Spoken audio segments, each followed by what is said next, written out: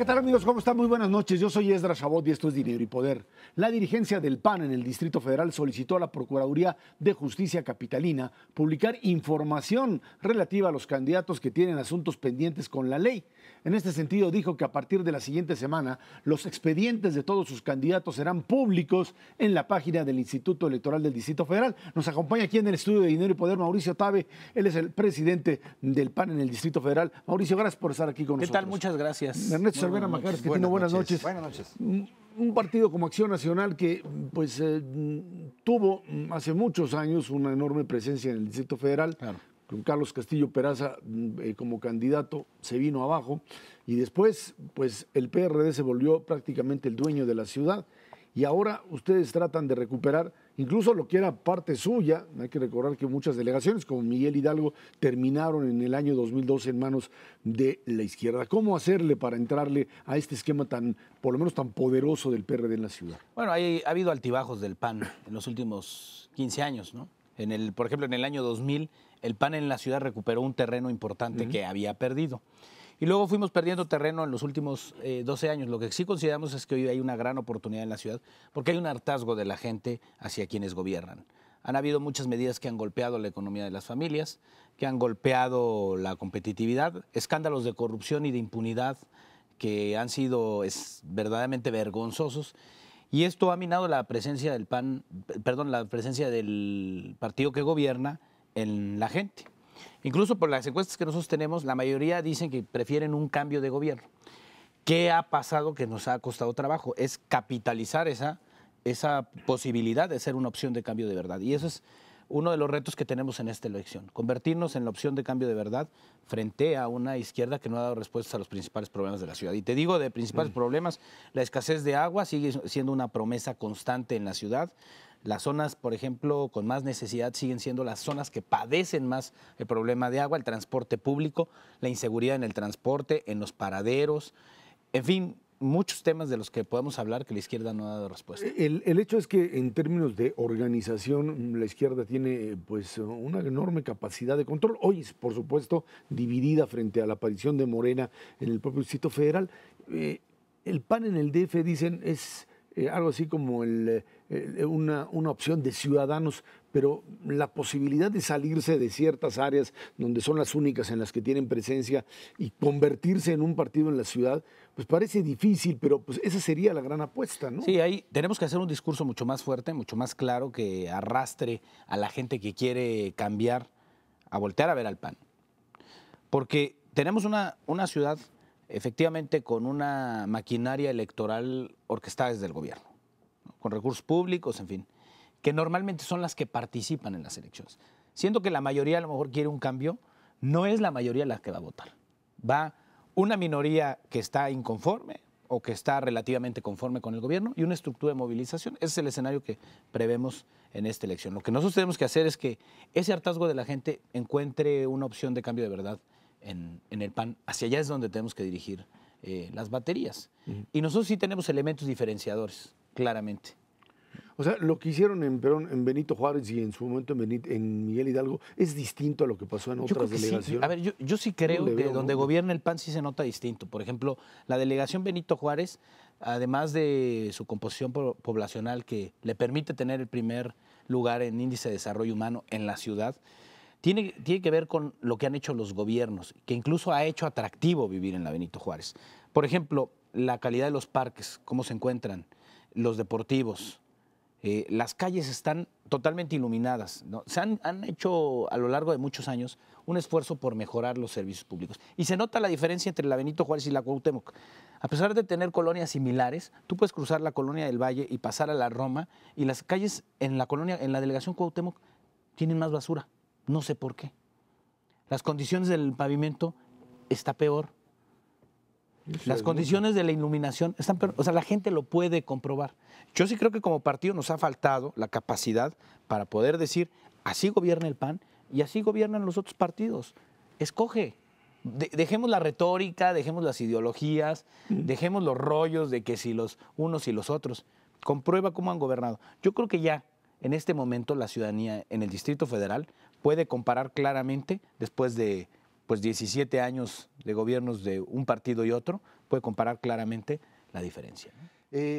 El Distrito Federal es la entidad en donde el PRD ha logrado mantenerse por más tiempo. Ellos lograron quedarse con el aparato corporativo del PRI y eso pues les permite seguir gobernando.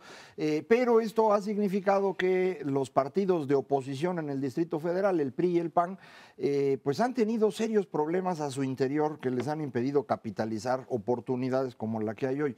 Incluso en estos momentos en los que tuvieron que decidir candidaturas en Acción Nacional, pues hubo conflictos con distintas personas que no fueron elegidos y esto es lo que hace muy complicado para los partidos a veces tener una posición adecuada para competir. ¿Cómo percibes que estaba en este momento Acción Nacional? ¿Sí lograron, digamos, procesar adecuadamente los conflictos internos rumbo a esta elección? Mira, sí, y lo voy a decir con los resultados. Tuvimos mucho menos impugnaciones que hace 3 años. Prácticamente todo el proceso interno fue democrático de la mitad de nuestras candidaturas. La otra mitad fue por designación. Desafortunadamente lo tuvimos que hacer así porque la ley electoral así nos obligaba. Para poder cumplir con el requisito de género, no podíamos dejar abierto a elección de los militantes. Entonces, el resto lo hicimos por designación. Prácticamente todo el proceso de selección de militancia no tuvimos impugnaciones. Eso nos hizo procesar mejor. Luego, claro que en los procesos de designación, sí hay problemas. Los conflictos son mayores, ahí claro, no se pudo hacer el... Ya vimos lo que les pasó y allá entonces con Margarita. tuvimos algunos conflictos, pero a final de cuentas están resueltos. El partido está unido, está trabajando. Yo he estado recorriendo prácticamente desde que empezaron las campañas, las delegaciones, y veo un partido mucho mejor organizado que hace pues 3 o 6 años. ¿Qué nos hace falta? Tener muy clara los 3, 4 elementos que el electorado va a distinguir para poder hacer que cambie el voto y sobre todo rebasar algo, ¿no? Esta idea de que no tiene sentido votar, de que todos son lo mismo. O sea, tenemos que romper esa barrera de desconfianza. Mauricio, está difícil imaginarse una megalópolis más complicada que esta en el mundo, no solamente en México. Sí. Es verdaderamente terrible en términos de las problemáticas que se generan en el día a día. Las marchas, la inseguridad, el agua, la basura. Pero más allá de eso, hay un factor fundamental que es la vivienda. Lo que hemos visto en el transcurso de los nuevos reglamentos, no solamente en la Ciudad de México, sino en muchos otros lados, es que ya no se quiere que las ciudades se expandan horizontalmente. Quieren que se hagan verticales. Sí. Y la mera verdad, no se puede construir vertical en una ciudad como México. O sea, llega un desarrollador y dice, bueno, pues órale, vamos a entrarle a la parte vertical. Y pues está el terreno, está la voluntad y los vecinos dicen, no se va a poder. Y pues la delegación, pues a veces sí y a veces no. Es complicadísimo hacer vivienda en una ciudad. Y antes que cualquier otra cosa, la gente necesita un lugar para vivir y un lugar para trabajar. Yo creo que este gobierno desaprovechó una oportunidad política para transformar la realidad urbana de la ciudad. Porque tenía un capital tan fuerte que podía haber hecho modificaciones profundas a los planes de desarrollo urbano de la ciudad. Y el PAN hubiera apoyado.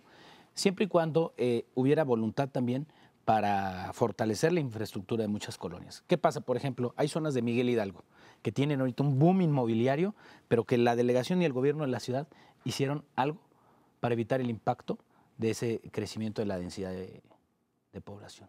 Entonces, ¿qué consideramos que debe haber? Tiene que haber densificación, pero tiene que haber mejoras en el transporte público, mejora en las calles y también en la infraestructura de agua y garantizar el abasto de agua en esas zonas que vas a densificar. Nosotros creemos que la ciudad vertical tiene que ser pues hacia donde el modelo de ciudad sustentable y además el modelo de ciudad pues del futuro, no una ciudad que se expanda hacia la periferia, ¿no? Ahora, Mauricio, el tema de la reforma política del Distrito Federal, que pues se supone la semana que entra tendría que ya votarse y aceptarse como parte de acuerdos políticos, implica cosas que pues, te pueden cambiar fuertemente la manera de funcionar de las delegaciones. La discusión de si las delegaciones deben de ser más autónomas frente a un gobierno central, y uno a veces ve a los delegados y a las delegaciones y dice, no, por favor, no nos dejen actuar solos porque acaban con la ciudad.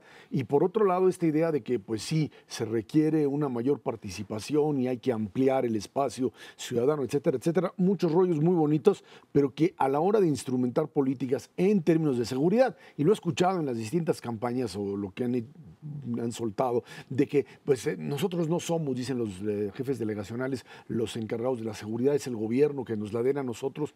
La verdad es que este modelo de reforma política que le da fuerza a delegaciones, no sé si es el más conveniente para lo que hoy tienes. Bueno, depende de qué tanta autonomía. Consideramos que sí debe tener cierta autonomía para ejercer recursos y que debe tener cierta garantía de que los recursos llegan a tiempo a la administración local. Hoy el modelo es completamente centralizado. Los pagos los hace el gobierno de la ciudad. Y esto es una limitante política muy fuerte y no acaba con la corrupción, ¿no? Entonces, Pues yo sí creo que si estamos preocupados por la corrupción, tendremos que tomar otras medidas, un subsistema local anticorrupción, fortalecer la Auditoría Superior de la Ciudad de México, ¿no? Por ejemplo, que la Comisión de Vigilancia de la Auditoría Superior de la Ciudad de México de la Asamblea, pues no la presida el partido que gobierna, algunas otras medidas de contrapeso. Y quizá más aún en el mundo de lo cotidiano, para cualquier persona, cualquier ciudadano que llega a una delegación en este país, a la delegación del partido que gobierna el que sea, es un asalto en despoblado. O sea, no hay forma de entrar a una estructura delegacional y llevar adelante un trámite así sin que te toque dar mucha, a menos que sea el de licencias, porque como ya no hay examen, esa es la mejor forma, ¿no? Desaparecer los controles. Es un problema muy serio, ¿eh? Sí, y en las delegaciones nosotros creemos que se tiene que fortalecer esta autonomía para poder ejercer los recursos, pero no darle atribuciones para recaudar. Consideramos que el sistema recaudatorio central de la ciudad ha sido pues relativamente eficaz, eficiente, comparado con otros estados, es mucho más funcional, ¿no? Sin embargo, no consideramos que el modelo absolutamente centralizado esté siendo funcional. Y sobre seguridad, nosotros consideramos que el mando único desde el gobierno de la ciudad tiene que operar y fortalecer la coordinación. Yo creo que aquí hay un tema de servicios públicos locales que se tiene que pues, revisar, ¿no? Y que ahí las autoridades delegacionales tienen que tomar cartas en el asunto, porque la queja sobre el funcionamiento de las delegaciones es que las cosas básicas no están funcionando. Y yo sí creo que tiene que haber un fortalecimiento de capacidades de los funcionarios de los gobiernos delegacionales. Luego andan en la invención de programas que no tienen nada que ver con sus funciones. Un gobierno delegacional tiene que estar para responder a los servicios públicos que demandan los ciudadanos. Y son trampolines políticos, entonces hay que hacer otras cosas que no vienen. Sí, ya luego cuando empiezan a inventar programas sociales y otras cosas que no les corresponden. Pero les funciona, les trae votos. Te estamos preguntando como si ya fueras el jefe de gobierno y tuviera en tus manos resolver todo esto. Pero la última elección, Acción Nacional fue prácticamente barrido en el Distrito Federal. Lograron sacar Benito Juárez por milagro y pues casi nadie en la Asamblea. Pero ahora las circunstancias pueden ser distintas. ¿Crees que vayan a tener como cuántas delegaciones, qué porcentaje en la Asamblea como para que lo que nos estás planteando ahorita, pudiera transformarse en algo? Porque pues si no, de nada sirve, ¿no? Sí. Hay que tener municiones. Fíjate que sí nos fue muy mal, para nadie es extraño. A pesar de que nos fue muy mal, tuvimos 1 de cada 5 votos en la ciudad, ¿no? En términos generales, en la Asamblea Legislativa, 1 de cada 5 votos. Sigue teniendo una fuerza el PAN importante. Nosotros consideramos que esta elección va a ser el fin de la hegemonía del PRD en la ciudad. Así se va a caracterizar en la historia de la ciudad. Y que va a ser la debacle del PRD en la ciudad. Y va a ser también el momento de crecimiento del PAN. Nosotros vemos que hay una oportunidad de recuperar Miguel Hidalgo, que fue una delegación que perdimos hace 2 años, de refrendar Benito Juárez, de recuperar Coajimalpa y de estar en condiciones de ganar otras delegaciones. Hay otras delegaciones como Tlalpan que presenta una crisis de corrupción y de desorden y de caos. Álvaro Obregón, que también suena Suenan fuertes nuestros números. En Coyoacán también hemos tenido un crecimiento, una presencia importante y también un desgaste del gobierno, del partido que gobierna. Azcapotzalco también es una delegación donde el PAN tiene una gran fuerza y donde podemos crecer y ser muy competitivos, ¿no? Y nosotros estamos calculando que en la Asamblea Legislativa vamos a tener muchos más diputados. La diferencia entre el PRD, que muy probablemente mantenga la primera fuerza, la diferencia entre el PRD y el PAN será mucho de menos de 10 puntos. Eso se ve así y el 2015 va a ser el escalón para que el PAN sea competitivo en el 18. Bueno, pues vamos a ver cómo les va. Mauricio Tabe, presidente del PAN aquí en la capital. Muchísimas gracias. No, hombre, les agradezco mucho el espacio. Muy buenas noches. Gracias. Vámonos a una pausa. Esto es Dinero y Poder.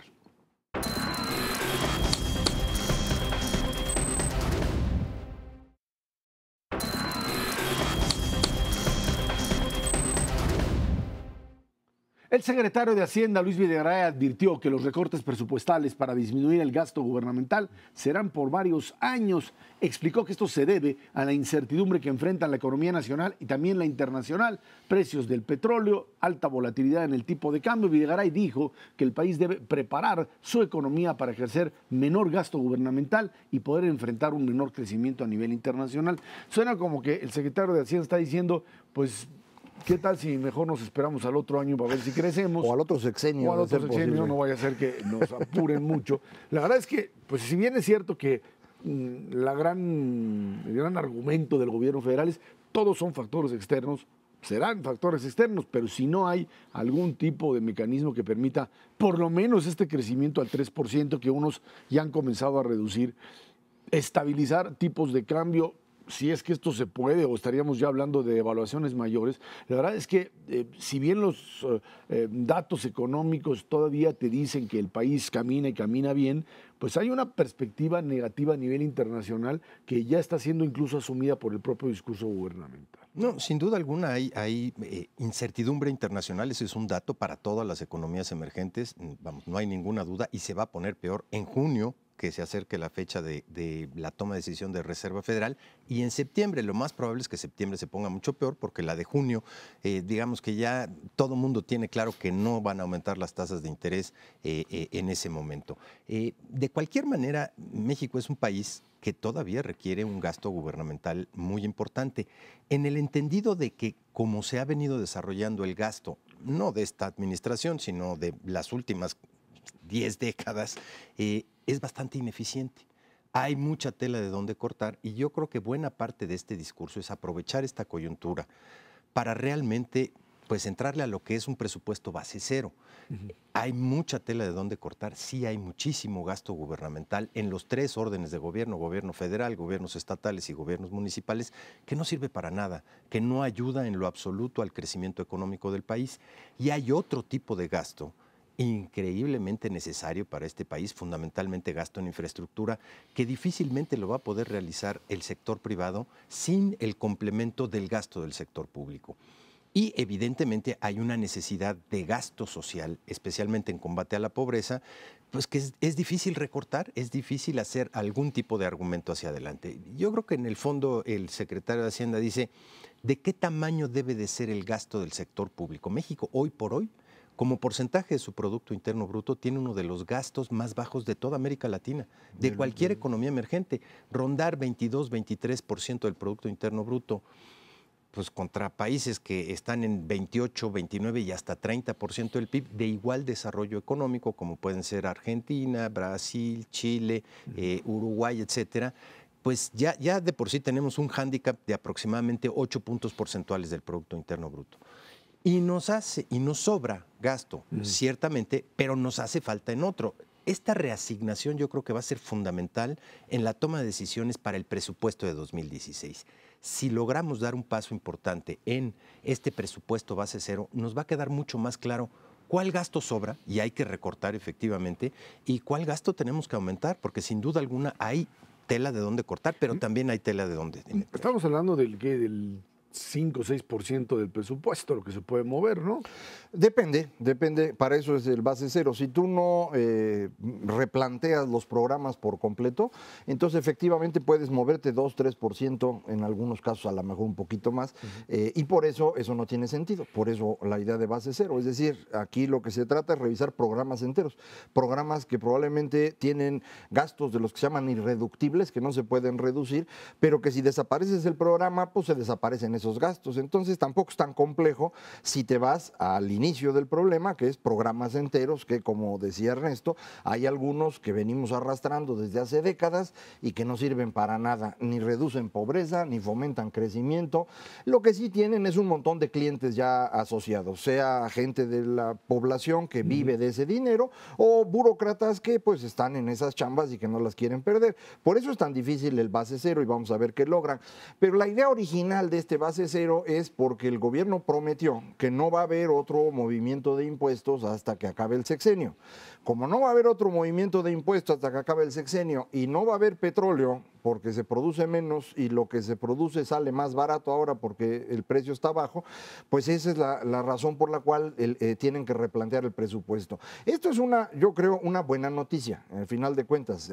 Revisar cómo está gastando el gobierno es importantísimo porque aunque gasta poco comparativamente con otros países similares y más grandes que nosotros, la cantidad que va gastando el gobierno es inercial, se va acumulando y ahí tienes unas ineficiencias brutales. Entonces no está mal que lo hagan, a ver qué logran. Yo sí creo que hacerlo en serio puede tardar varios años, pero con que arranquen ya está bien. Porque esto también implica en términos políticos el tener que enfrentarse a un montón de grupos que te van a tomar la Ciudad de México, te van a tomar alcaldías, te van a hacer, o sea, gente que de alguna manera está acostumbrada. Lograste cooptar a partir de la presencia de ese, digamos, de esa dádiva que finalmente les estabas otorgando y que ahora se la quitas, pues es ahora sí como tratar de desmontar una buena parte del aparato corporativo mexicano que lo dejaste vivo durante mucho tiempo, otro seguía funcionando. ¿Por qué lo dejaste? Bueno, pues porque en los modelos de alternancia, para los panistas les era mucho más conveniente dejarlos mantener ahí y seguirlos manejando. Yo creo que ni los entendieron bien. O sea, yo creo que no alcanzaron a darse cuenta de qué tan importante era desmontar este corporativismo, ni tenían la fuerza para pelearse con tantos grupos al mismo tiempo. Yo creo que esto que acaba de decir es importantísimo. Efectivamente se trata de desmontar el corporativismo, que sería ya de lo poco que nos queda del siglo XX mexicano, quitando ese corporativismo y clientelismo y enfrentando corrupción como efectivamente se empieza a hacer con las nuevas leyes, estás terminando ya con el siglo XX y eso yo creo que es una excelente noticia. Esto no significa que se vaya a resolver para mañana, es un proceso largo, a lo mejor nos lleva 2 sexenios terminar esto, pero es muy importante que empecemos. Ahora, hay cierto tipo de gastos en donde las reformas estructurales que se hicieron desde el 2013 te permiten la entrada del sector privado, evidentemente todo el sector energético, en toda la cadena productiva del petróleo, desde la exploración y la extracción hasta el procesamiento en la parte final. También en el sector energético, que eran recursos que el sector público tenía que absorber por sí mismo. Esta parte del sector privado, pues hay una apuesta muy importante, que es que el sector privado es mucho más eficiente en materia de su gasto. Va a cuidar más los centavos, precisamente en su propio interés, que el propio sector público. No está probado. En muchos países del mundo, la verdad es que si las empresas petroleras sí efectivamente muestran, si son privadas, números en materia de productividad muchísimo mayores, muchísimo mejores que si fueran del sector público, eso no cabe la menor duda, pero a final de cuentas hay cierto tipo de infraestructura que no necesariamente se ha abierto al sector privado o que simplemente el sector privado dice, pues no es tan atractiva o es una apuesta a demasiados años. Y dado el marco legal que existe en México, por ejemplo en ferrocarriles, en donde te dicen, pues ahí te va una concesión a 30 años y a la mera te dicen, no, ¿sabes qué? Dentro de 15 vamos a cambiar un poquito las reglas del juego. Puertos, aeropuertos, cosas que te dan esa infraestructura para poder crecer, carreteras evidentemente, pues estamos ávidos y hay todavía una brecha enorme para integrarnos a esta región de América del Norte y donde se tiene que gastar más, no cabe la menor duda, no 2, 3, 4 puntos del PIB, hay que gastar entre 5 y 6 puntos del PIB todos los años en infraestructura. En ese contexto, recortar el gasto, la pregunta de fondo es, ¿en dónde? ¿Qué gasto? para no tumbarle a lo que nos hace crecer hacia adelante. Ya que está Ernesto pidiendo 5 o 6 puntos del PIB en ¿Tú infraestructura, cuántos quieres? deja ponerte lo que según mis números va a ocurrir. Tenemos 4 rubros que van a subir de costo en los próximos años de manera muy significativa: educación, salud, seguridad social, es decir, pensiones y seguridad pública. Cada uno de estos rubros va a subir en el transcurso de los próximos 6, 8 años 2 puntos del PIB, cada uno solito. Son 8. Si estos 8 le sumas los 6 que quiere Ernesto, son 14. Esos 14 son más que lo que hoy estamos recaudando. O sea, habría que duplicar la recaudación para cubrir eso. Incluso reduciendo el gasto en otras cosas no alcanza. Entonces, México tiene un gasto muy pequeño como porcentaje del PIB, otra vez, comparado con quien sea, salvo con países que no existen. Entonces, resolver esto implica no solamente que se haga el base cero, sino que realmente vayamos teniendo paulatinamente reformas fiscales adicionales que permitan una recaudación más amplia. Fundamentalmente el tema del IVA que no hemos querido hacer. Esto va a ser indispensable para poder hacer todo lo que Ernesto dice y lo que obligadamente va a ir creciendo el costo en estos rubros que yo comentaba. Ahora, ¿por qué tenemos un gasto de 23% del PIB y no de 30%?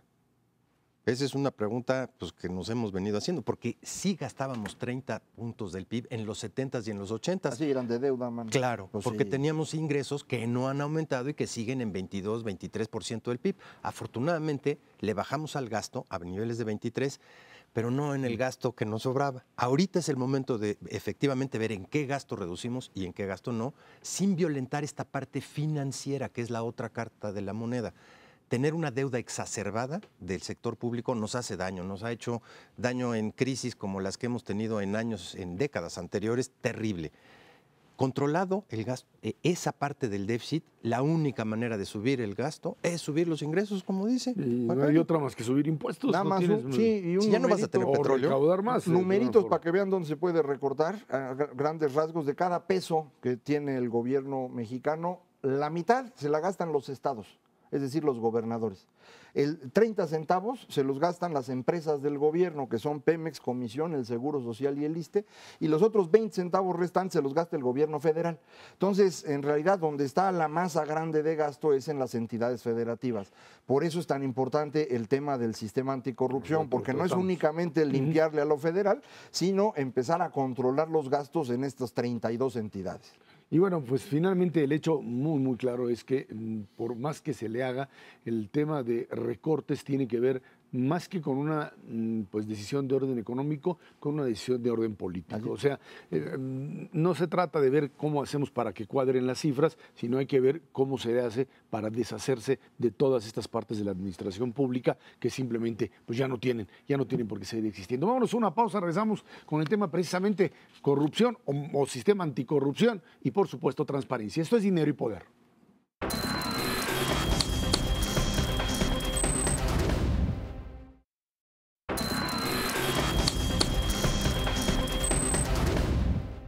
La Cámara de Diputados aprobó la Ley General de Transparencia y la envió al Ejecutivo Federal ya para su promulgación.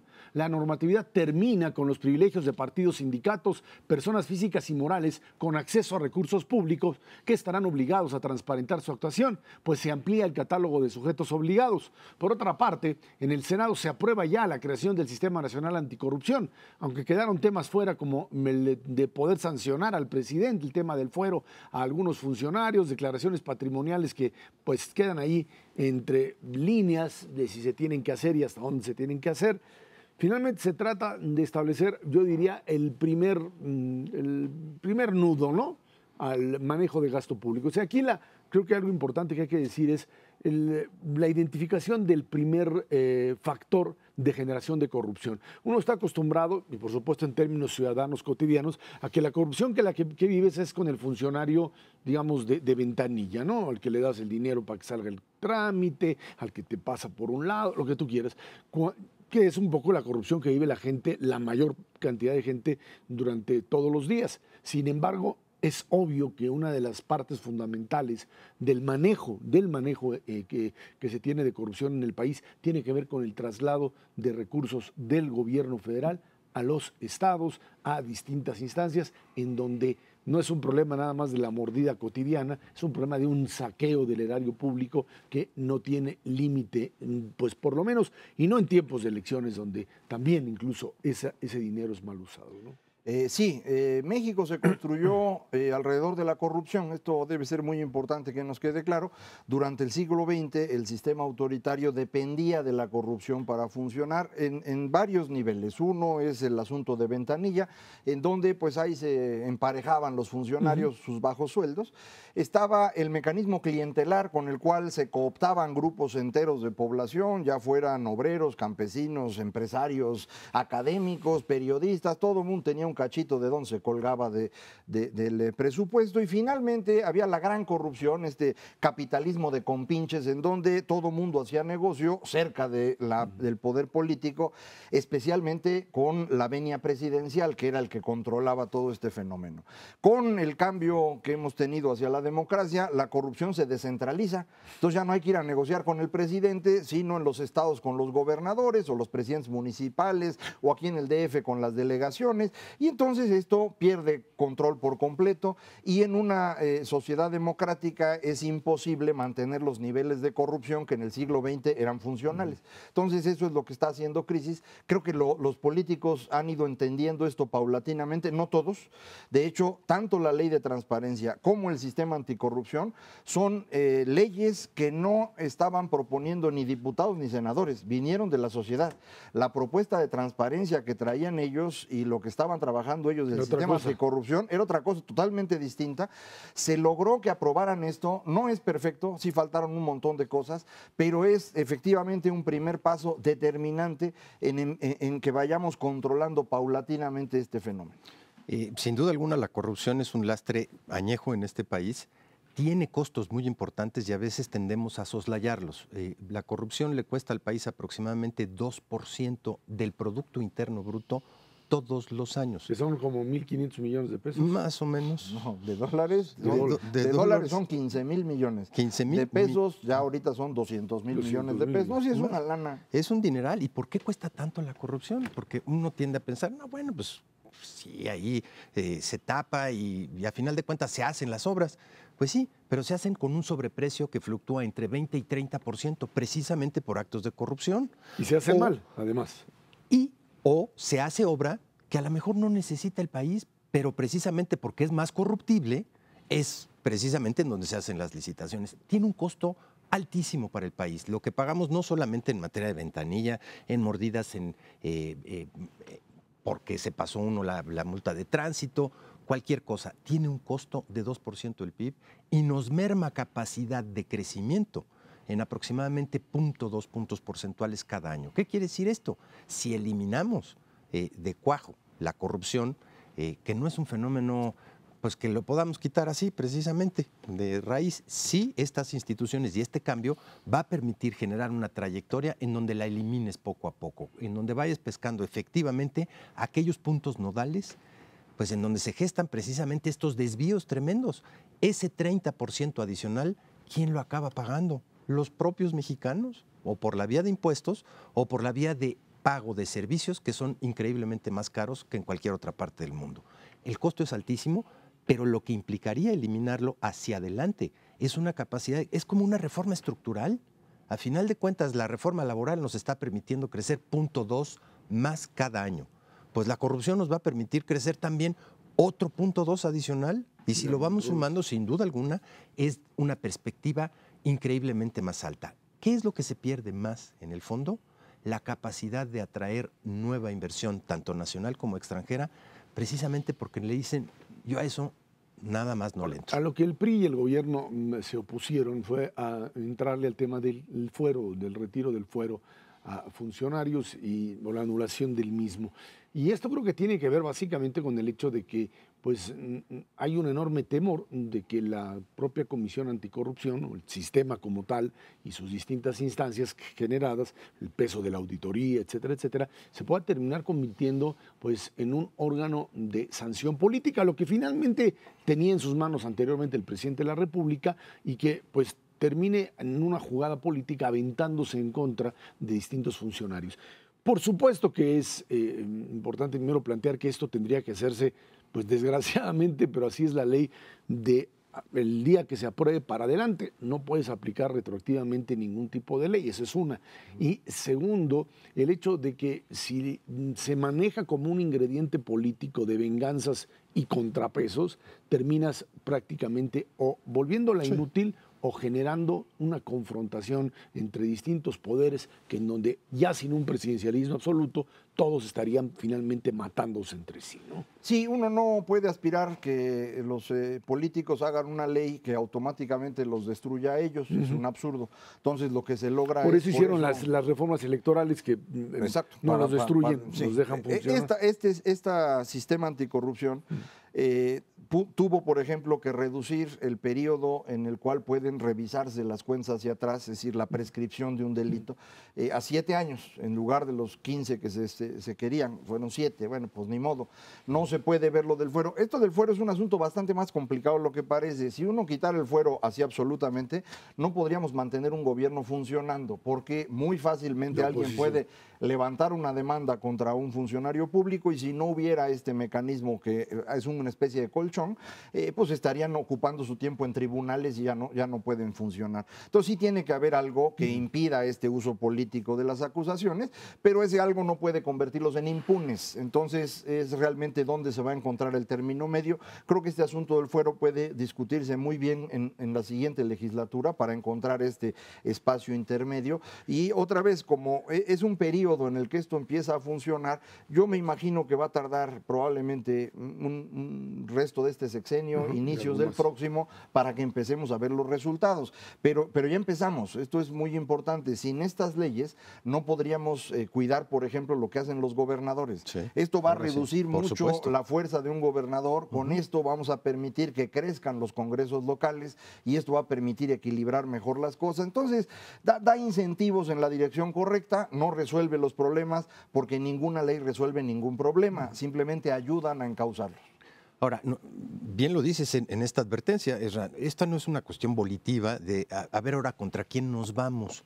No, o sea, hay un marco legal y si alguien rompió la ley y hizo un acto de corrupción, pues te vas, punto. No importa de qué partido sea, no importa de contra qué grupo vayas usando. Hay un peligro latente de que se use. Pero no estás creando una institución en donde se sienten todos los partidos políticos a discutir si se va a aplicar o no se va a aplicar la ley. No, esto es como es una investigación, un FBI.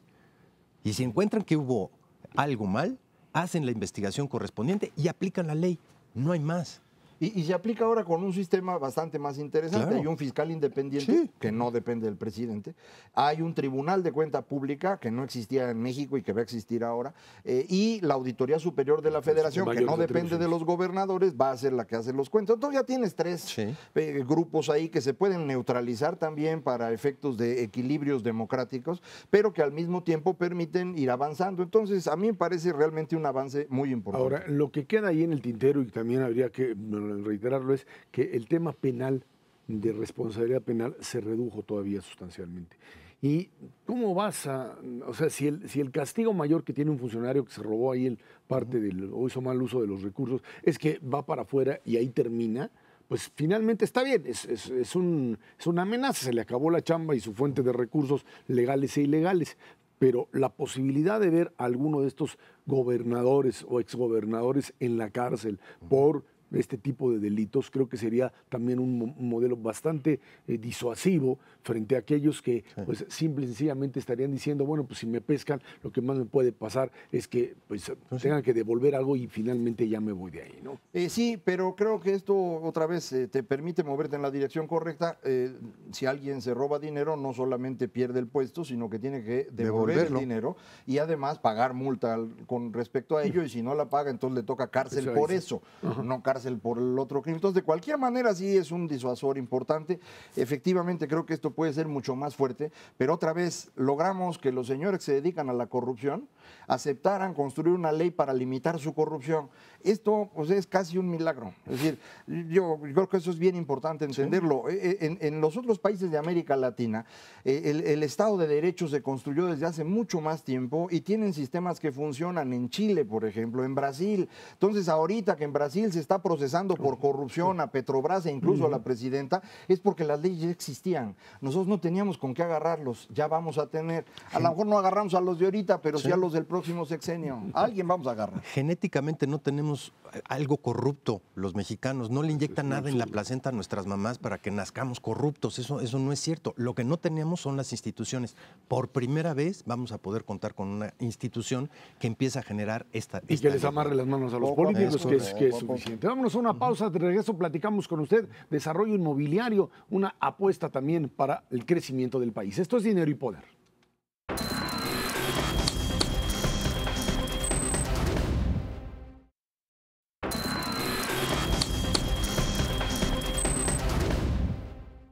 La Asociación de Desarrolladores Inmobiliarios, la ADI, informó que para final del sexenio sumará inversiones por 18,000 millones de dólares. Explicó que estos recursos corresponden a 81 millones de metros cuadrados en desarrollos de diferentes tipos y la creación de hasta 490,000 empleos. Estas inversiones corresponden a más de 216 proyectos que se concretarán antes de que termine el presente sexenio. Ahí está una propuesta de un sector que también ha sido muy cuestionado por pues este interés, por supuesto, de construir, pero a veces también de generar proyectos que, porque son muy rentables, terminan transformando, cambiando la estructura de una determinada ciudad. A veces bien y a veces mal. Y esto tiene que ver también, por un lado, con su enorme capacidad de orden económico, la posibilidad de generar desarrollos inmobiliarios, que es un elemento fundamental también de generación de empleos y de crecimiento económico, pero también de esto que platicábamos anteriormente, de la relación de estos señores de la construcción, del desarrollo inmobiliario, con las propias estructuras de poder, en donde de alguna manera hay un diálogo y a veces un contubernio y a veces pues la extorsión del funcionario, que es finalmente otra vez una parte importante. Cuando se habla de este tipo de inversiones en determinados estados de la República, ¿por qué se llega ahí? Bueno, pues porque tienen garantías jurídicas, porque tienen facilidades de orden de trámites, o sea, la posibilidad que lo puedan sacar rápido. Y tercero, que haya un marco jurídico claro, que no puedas de repente de un día para otro pues decidir que tú construyes porque se te pegue la gana o porque le diste algún tipo de apoyo, como le llaman ahora, a determinados funcionarios. Yo creo que hay que irse un paso para atrás y decir, ¿cuántas de las 100 ciudades más grandes que tenemos en este país tienen un plan de desarrollo urbano serio a varias décadas hacia adelante? 2, si te gusta, probablemente Aguascalientes, porque lo tiene desde hace un buen rato, Mérida, pero el resto de las ciudades de nuestro país, que es un ámbito pues, eminentemente municipal y dura 3 años su mandato, es un verdadero desastre en materia de planeación. Si quieres ciudades urbanas del futuro en nuestro país, tienes que por lo menos tener un plan. ¿Qué quiero? ¿Qué tipo de ciudades quiero de aquí al 2050 o 2060? Eso no se construye de la noche a la mañana. Y una vez que tienes ese plan sobre el que están de acuerdo todos, actuar sobre la base de un instrumento poderosísimo que es para qué sirve el suelo en cada uno de esos cachos de planeación urbana y respetarlo. No está tan difícil, esa es la verdad de las cosas. Ahora, este es un sector increíblemente activo, no solo de esta administración. Viene con una dinámica desde el 2011 verdaderamente impresionante. Nada más te doy un par de cifras. Este sector representaba 30% de la edificación total del país, 70% era vivienda. Hoy representa 55% y la vivienda 45%. Se están construyendo más edificios industriales, comerciales y de servicios en el país que lo que se está construyendo vivienda ya desde hace un buen rato. Ha tomado un auge verdaderamente impresionante. Si ese es el caso, nadie duda de las bondades de un sector de esta naturaleza para hacer más modernas las ciudades. Pero el punto fundamental es que este desarrollo debe ser congruente con ciudades viables, sustentables, de aquí a los próximos 30 años. No se pueden hacer algo a mazo, porque entonces sí nos vamos a meter en unos jaleos, como el desastre de ciudades que tenemos en la mayor parte de nuestro país, desafortunadamente. Un excelente ejemplo, creo, de esto es Santa Fe, el desarrollo inmobiliario al poniente de la Ciudad de México, que se inicia prácticamente en los años 90 Es decir, ya había evidencia muy clara de los errores en México, se sabía cómo hacer planeación e hicieron una porquería. Es decir, es un lugar maravilloso. Cuando uno viene en auto lo ve y dice, hombre, qué bonito está grandote, grandes desarrollos, sí, pero no hay banquetas, es un problema el tráfico, hay problemas no hay con transporte agua, público. no hay transporte público. Todo esto es resultado de malas ideas, mala organización, que tiene en parte que ver con que la tierra es un gran negocio en este tipo de cosas. Así como hace 50 años el negocio era tener ranchos y entonces muchos políticos se hacían de ranchos, ahora el negocio es estas tierras cercanas a las ciudades que pueden ser sujeto de desarrollos muy grandes, en donde realmente se pueden hacer grandes fortunas. Entonces, si puedes hacer una gran fortuna, pues tienes espacio para repartir y siempre hay alguien que quiere un cachito a cambio de facilitarte el proceso. Entonces, ¿por qué en muchos lugares las reglas para construir son tan difíciles y los trámites son tan complejos y demás? Pues porque si no, no habría quien ofreciera nada, ¿no? Entonces, las leyes están hechas para poder cobrar una lana. Los constructores no todos son gente honorable, algunos dan dinero para que se les permita construir e incluso hacer cosas que estarían prohibidas, sobre planes mal hechos que tienen que desarrollarse en 3 años de gobierno de cada una de las administraciones, pues es una pachanga. Y porque en ese asunto de la falta de planeación, lo que te sucede es que lo primero que llega es el proyecto de desarrollo, o sea, el proyecto de crear determinado edificio, y a partir de ello es que después se desencadena todo lo demás y a ver cómo. A ver cómo le haces. Y entonces resulta que ya construiste, pero no hay caminos, ya construiste, pero lo que se llama ahora impacto ambiental es calculado con unas cifras que no corresponden obviamente con la realidad, y frente a eso problemas de escasez de agua, problemas además todavía en esta zona que tú manejas, que tú planteas como problemas, que tienen problemas todavía de tenencia de tierra, que son terrenos ejidales, que en un momento determinado terminas pues ahí convirtiendo una situación, digamos, de lo que debería de ser un desarrollo integral en un problema más para la gente que vive ahí. Y a esto añádele además el tema de las colindancias en estas zonas suburbanas, en donde pues, de repente una parte es el Estado de México, claro, y la otra es el Distrito Federal. Y yo no quiero que me hagas el camino porque me vas a aventar el flujo vehicular de este lado y yo del otro no lo acepto. Y en medio de eso está esa enorme cantidad de dinero que finalmente circula, ¿no? Sí, es un problema increíblemente complejo y por alguna extraña razón, no solamente en el ámbito urbano, pero especialmente en el ámbito de desarrollo urbano, estamos reñidos con la planeación. Por décadas hubo algo que se llamó en México la Secretaría de Asentamientos Humanos y Obras Públicas, posteriormente se fue cambiando a SCT, a final de cuentas ahorita tenemos SEDATU, pero yo te diría, el problema de fondo es considerar el desarrollo urbano solamente como vivienda. Las viviendas en una ciudad normal, de a de veras, próspera, sustentable, ocupan como el 15% de la superficie total de una ciudad. El resto está ocupado por calles, por parques, por oficinas, por lugar donde trabajo. Así es como se tiene que concebir, como un conjunto, como un ámbito en donde las personas trabajan, evidentemente, tienen que tener diversiones, tienen que tener lugares donde convivir y un lugar para dormir. Eso, vamos, no hay ninguna duda.